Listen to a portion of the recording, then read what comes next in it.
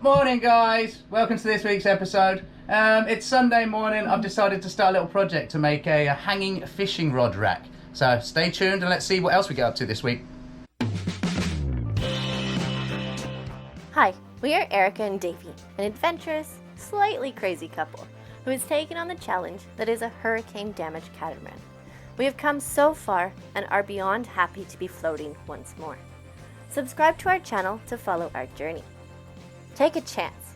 You never know how perfect something may turn out to be.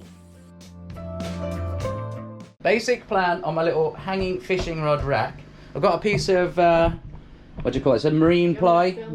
Yeah, why not? Let's let Erica do some work. Erica's going to film. So I've got a piece of marine ply. It was just laying around on the boat, doesn't have any use, didn't actually come off this boat. And I've decided I'm going to cut this into strips so then it can screw up underneath the hard top and then my fishing rods will be able to hang from it. I want to do 5 sections because then I got the paddleboard. 1, 2, 3. The paddleboard. Paddle. Well, the paddleboard paddle, yeah. And then about 4 other rods. So this should be good, and also Erica's going to be happy because it means I get all my fishing rods out of the spare berth. So, alright, I'm going to chuck this on a time lapse. We'll mark this thing out and then I'll probably head across to shore to cut it up so that we haven't got any dust on the boat or anything going in the water. Alright guys, so there we go, we've got the marking up done. Packed up my tool bag, going to run this across the shore and Erica's going to take Foxy for a walk. You want to go walkies? Walkies! Okay, so they're going to go for a walk while I stand over there and find a shady spot and just cut this up. But just thought we'd touch base on it. We had a couple of questions about the solar installation from last week. So at this very moment, we are getting 29.4 amps up on there. But that's running the fridge, the freezer, the fan, and a couple of other bits. So I'm going to tell you some rough numbers of what we've been getting.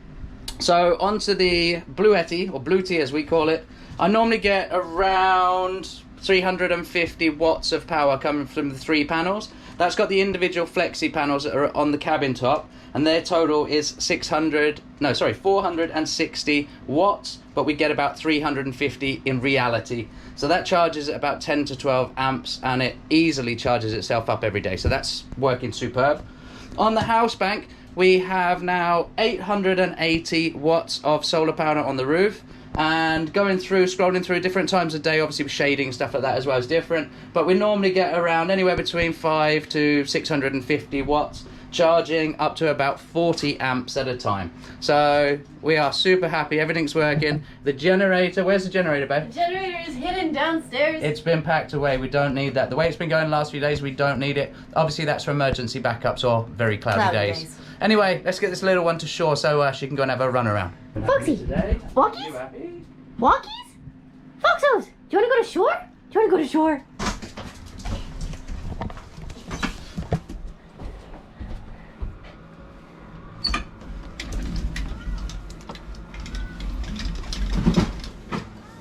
Ta-da.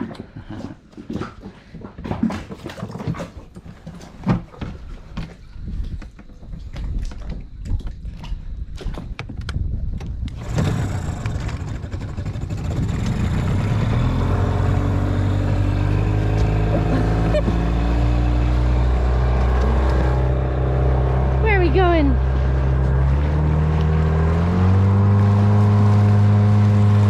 Popping floats. What did you lose? What did he lose?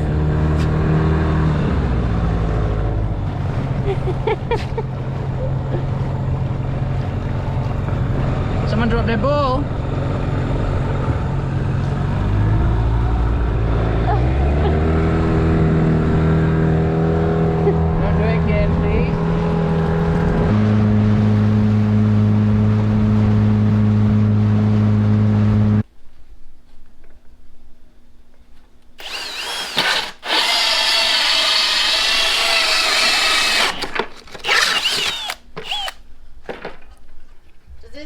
Look familiar, guys?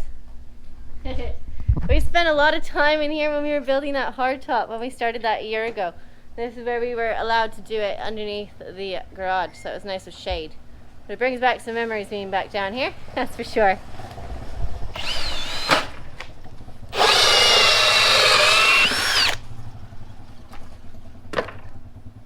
Get it out.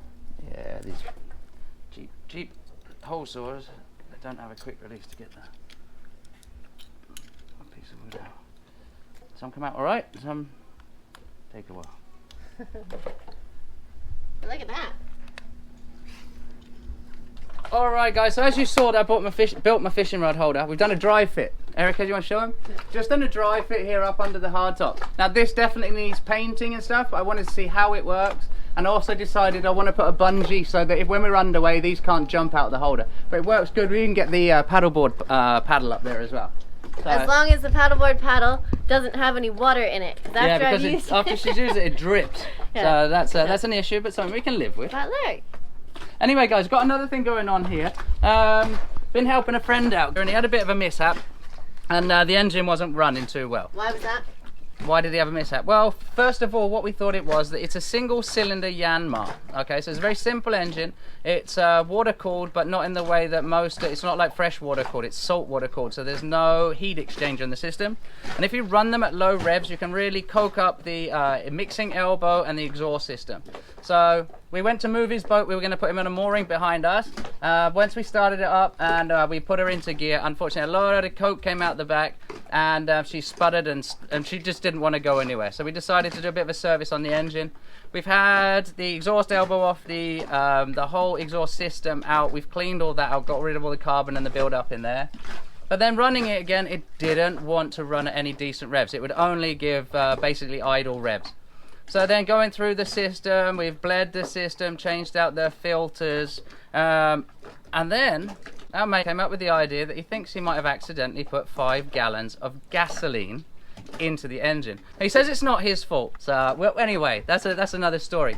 So we've drained the tank. We found out, yes, it's definitely polluted fuel in there. Unfortunately, that 5 gallons of gasoline was mixed in with only about 2.5 gallons of diesel. So he's now run this through the system, and running through the system, that can do damage to the engine basically. Not so much damage, but it's not going to run right. Unfortunately, he didn't run it for too long. So what it can do, because gasoline is more like a solvent, whereas diesel is a lot thicker fuel, it's a heavier fuel, it's got a lot of oils in it. So you can do damage to the fuel injector pump and the injectors. Now the fuel injector pump, that seems to be fine. We're getting a lot of pressure at that side. We've now flushed it all through, changed all the filters, the pre-filters, engine filters and everything else, and run a lot of good diesel through it. But we're still not getting the revs. So being a single cylinder diesel, Yanmar, and it's a bit older, I've taken out the injector. We're getting pressure to the top. This is the fuel in and this is the fuel return. I'm going to show it to you on the engine itself as well when we go back over there. I've got this part here on our boat. So we're not getting any pressure. This should have high pressure here when you're on low revs because all the excess fuel is going to be pumped back to the tank. But this, because it's an old one, we got lucky. So I've just been across to a friend's boat, my mate Conrad. He's got a vise. Between the two of us, we've managed to actually undo this injector. The modern ones, you can't do this yourself. But with the older ones, we can actually take them apart. We can get inside, get all the small parts out. Yep, there we go, that's from the top end. What we're going to do is we're going to clean all of these parts up, and also in the bottom here. I haven't opened this one yet, the top one I've already opened up once. And going to clean all these parts up in solvent. Solvent, what I'm going to be using is just WD-40. Works as a good solvent to soak in it. It's going to get rid of any carbon, any build-up, any crud. We'll give it a good clean up and a blowout, and then after that we should be able to put it back together and hopefully we'll get the full revs back on this engine. So stick with me, this is my project for today and tomorrow. We'll do a little bit of filming and let you know how it goes.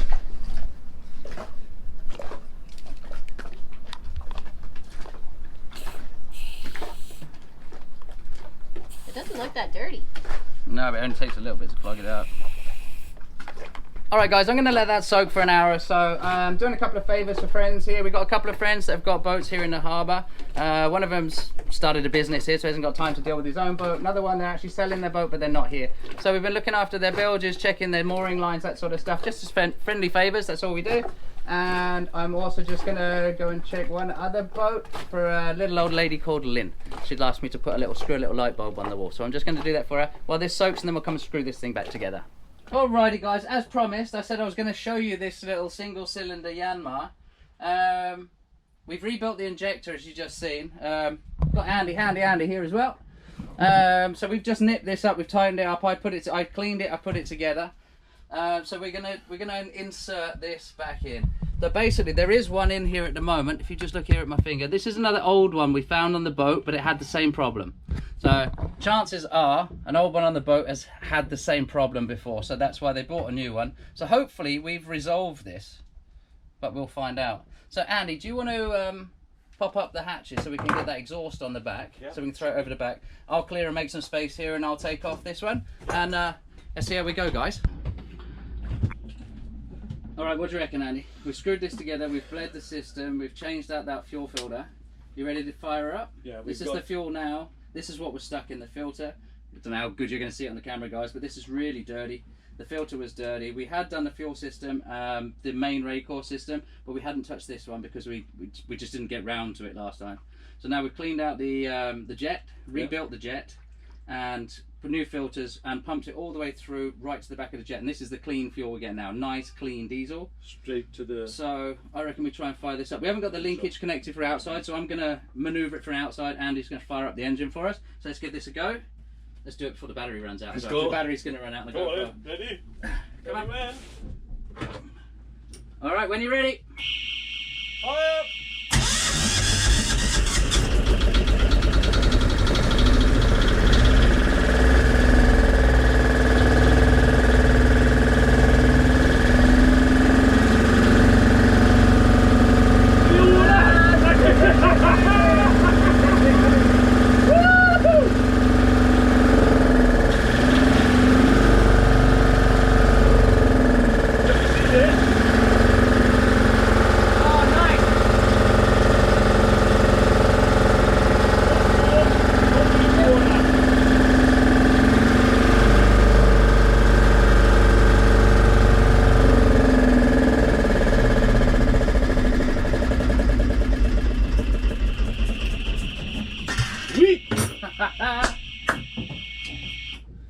You owe us a drink.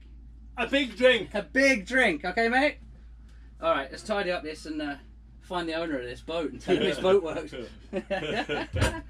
Alright guys, thank you for watching this week's episode. Hope you enjoyed it. We had a good fun week. We've been going on with so many different things. Hope you're enjoying our episodes. If you are, don't forget that subscribe button, guys. It really makes a big difference. I'm just going to put it on normal video, so anything you say is incriminating. Erica will hear every word. Love you, Erica. Oh, my pen tossed of the... I've decided to catch next door's boat with a fishing line. Oh, now I gotta go and get it. Are you serious? Where the hell has he got it? He's probably got it straight on the mooring line of the boat behind it. It looks like you've cast over the bow, to be honest. I think he's got... Oh, here we go. We're going to get a squall. That's good. That's perfect. We're going to have to come back because it's raining. I'm not getting wet. It might melt. You might melt. I don't like water. The things we do for fun to keep ourselves entertained when you live on a boat. Most entertaining part is Andy. He'll have a big story in the morning. You can see the size of it. It was huge. Huge it was. Come on in, wife. I'll take you home. Oh dear, there's an offer you can't refuse.